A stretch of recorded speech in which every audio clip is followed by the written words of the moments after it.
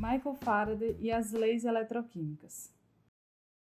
Olá, gente! Vamos ao nosso segundo vídeo sobre Michael Faraday. Sabemos que Faraday foi um dos cientistas mais reconhecidos de sua época, e isso atribuiu-se ao desenvolvimento de suas pesquisas e das contribuições desses estudos para a ciência. Entre suas realizações científicas voltadas para a química estão seus estudos com o benzeno entre os anos de 1820 a 1826, suas pesquisas em eletroquímica, propriedades elétricas da matéria e as leis da eletrólise entre os anos de 1833 a 1836. Ainda nesse vídeo falaremos brevemente sobre o cientista sueco Jon Jacob Berzelius, sobretudo como seus estudos se correlacionam com a eletrólise de Faraday. Em 1808, a Suécia passou por conflitos, invasões russas, derrotas militares e perdas territoriais. É nesse contexto conflituoso que Berzelius iniciava sua carreira científica. Berzelius foi um médico e químico que nasceu em 20 de agosto de 1779. No ano de 1796, ele iniciou seus estudos em medicina na Universidade de Uppsala. A escolha inicial de Berzelius pela medicina estava relacionada com a sua afeição pelas ciências naturais e por essa ser uma profissão que tinha uma boa remuneração. O seu interesse pela química se deu após conhecer o professor Andreas Gustav Ekeberg, que foi o responsável pelos primeiros estudos com o elemento tântalo. Berzelius recebeu a visita de jovens cientistas de toda a Europa, que desejavam trabalhar sob sua supervisão. Foi devido ao seu trabalho experimental e às suas publicações que Berzelius se tornou o centro da química europeia por 2 décadas, sendo ele um dos colaboradores para o crescimento da química e da mineralogia como áreas de estudo no século XIX. Os seus trabalhos, que consistiam em determinar os pesos atômicos, serviram como base para determinar a composição de compostos químicos. Já os seus estudos com eletricidade e eletrólise foram determinantes para o progresso da teoria dualística. A teoria defendia que os átomos eram carregados positivamente ou negativamente, e somente eram possíveis combinações entre átomos positivos e negativos, ou seja, não se admitia a existência de moléculas como o O2, o H2, o Cl2 e o N2. Os símbolos propostos por Berzelius para designar os elementos foi inspirado no sistema de nomenclatura do cientista Carl von Linné, em que os nomes científicos para cada planta e animal deveriam ser escritos em latim, com a finalidade de padronizar a forma de nomear as espécies, facilitando a comunicação entre os cientistas e o público interessado.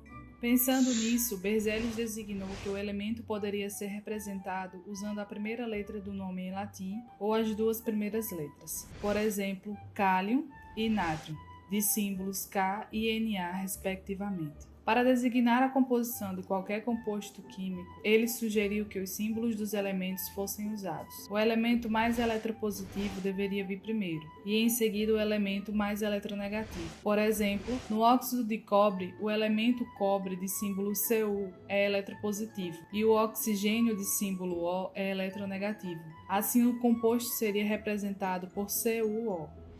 Berzelius foi um dos cientistas mais notáveis da Europa. Ele foi o responsável pela descoberta dos elementos cério, tório, selênio, silício e o zircônio. Sua fama não se limita a apenas descobertas desses elementos. No ano de 1818, ele tornou público os pesos atômicos precisos de 45 dos 49 elementos conhecidos da época.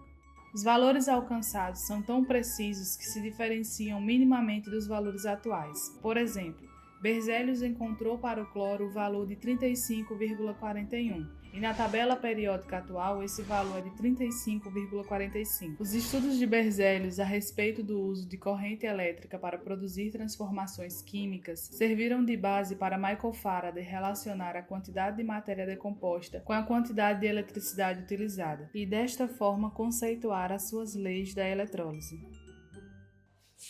Após Faraday realizar os experimentos de eletrodecomposição com as fontes de energia comum e voltaica, além da sua conclusão inicial de que ambas as fontes produziam os mesmos efeitos, Faraday também considerou que a força química, assim como a força magnética, é diretamente proporcional à absoluta quantidade de eletricidade que passa. E assim Faraday conceituou a primeira lei da eletrólise, onde a massa de substância que foi depositada no eletrodo é diretamente proporcional à quantidade de eletricidade que passa pelo sistema. Um exemplo bem simples da primeira lei pode ser demonstrado da seguinte forma: se em um sistema estiver ocorrendo a eletrólise do cloreto de sódio durante 1 hora, se a carga elétrica se manter constante, será coletado no cátodo do sistema 30 gramas de sódio. Contudo, após 2 horas com a carga elétrica se mantendo constante, será depositado no cátodo 60 gramas de sódio. A partir daí, Faraday passou a perceber que a eletricidade poderia estar relacionada com a estrutura da matéria. Naquela época, o cientista John Dalton já tinha exposto a sua suposição de que os átomos consistiam em unidades fundamentais de matéria, sendo estes esféricos, maciços, indivisíveis e indestrutíveis. Contudo, Faraday tinha algumas dúvidas sobre as colocações de Dalton. Isso se dava porque Faraday compartilhava das mesmas ideias dos equivalentistas, que acreditavam apenas em teorias formuladas experimentalmente. Como Faraday trabalhava com abordagens quantitativas e motivado a entender os fenômenos que estava estudando, ele construiu um equipamento chamado de voltaeletrômetro. Com esse instrumento era possível quantificar o valor total de eletricidade que passava pelo sistema de eletrólise. E foi com o auxílio do voltaeletrômetro que Faraday começou a estudar se os pesos equivalentes de substâncias que eram produzidas na eletrodecomposição seriam semelhantes aos pesos equivalentes que eram determinados pelos métodos químicos usuais. Berzelius já tinha determinado os pesos equivalentes de alguns elementos. Entretanto, os métodos usados pelo cientista sueco consistiam em realizar precipitações, filtrações e pesagens intermináveis. Faraday entregou à ciência da época um jeito mais simples de determinar os pesos equivalentes, e a partir dos seus experimentos ele concluiu que os equivalentes eletroquímicos eram idênticos aos equivalentes químicos comuns. Porém, antes de Faraday chegar a essa conclusão, ele realizou o seguinte experimento. Ele usou o protocloreto de estanho, que nós conhecemos nos dias atuais como o cloreto de estanho 2, e ele queria fazer a decomposição desse sal e estabelecer o peso equivalente do estanho. Em um tubo de vidro foram colocados o cloreto de estanho 2, 2 fios de platina e foi levado ao aquecimento para causar a fusão do sal. O fio F1 seria o ânodo e o F2 o cátodo. Faraday constatou que foram formados o cloreto de estanho 4 no ânodo e uma liga de estanho metálico e platina no cátodo. E a partir do volume de gás que foi coletado no voltaeletrômetro, Faraday pôde determinar o equivalente eletroquímico. O cloreto de estanho 2 não foi a única substância que Faraday eletrolizou. Ele também executou experimentos de eletrólise com cloreto de chumbo, obtendo resultados satisfatórios. O equivalente eletroquímico obtido era aproximadamente igual ao equivalente químico comum. O cientista da época, John Frederick Daniell, executou experimentos para testar a validade das leis eletroquímicas de Faraday. Daniell escreveu uma carta para Faraday relatando que realizou esses experimentos em que ele aplicava as leis eletroquímicas e que os resultados foram satisfatórios, que ele não encontrava nenhum fato para se opor à teoria. Contudo, teve um cientista que se opôs às leis eletroquímicas de Faraday. Este cientista foi John Jacob Berzelius. Ele escreveu fortes críticas aos estudos de Faraday, alegando que não existiam indícios suficientes nos experimentos que comprovassem que existia uma relação entre a quantidade de eletricidade e a quantidade de substância decomposta. As críticas não pararam por aí. O cientista sueco também considerou desnecessária a nova nomenclatura que Faraday tinha proposto para os componentes do sistema de eletrólise. Atualmente, os termos eletrodo, íon, ânion, cátion, eletrólito, ânodo e cátodo fazem parte da nomenclatura utilizada na eletroquímica. Foram criações de Michael Faraday com a colaboração do cientista William Whewell. Como Berzelius era muito famoso no meio científico, tinham cientistas que enviavam amostras dos seus experimentos para que Berzelius aprovasse ou não. A publicação negativa de Berzelius sobre o trabalho de Faraday pode ter contribuído para a negligência das leis eletroquímicas de Faraday entre os anos de 1834 a 1880.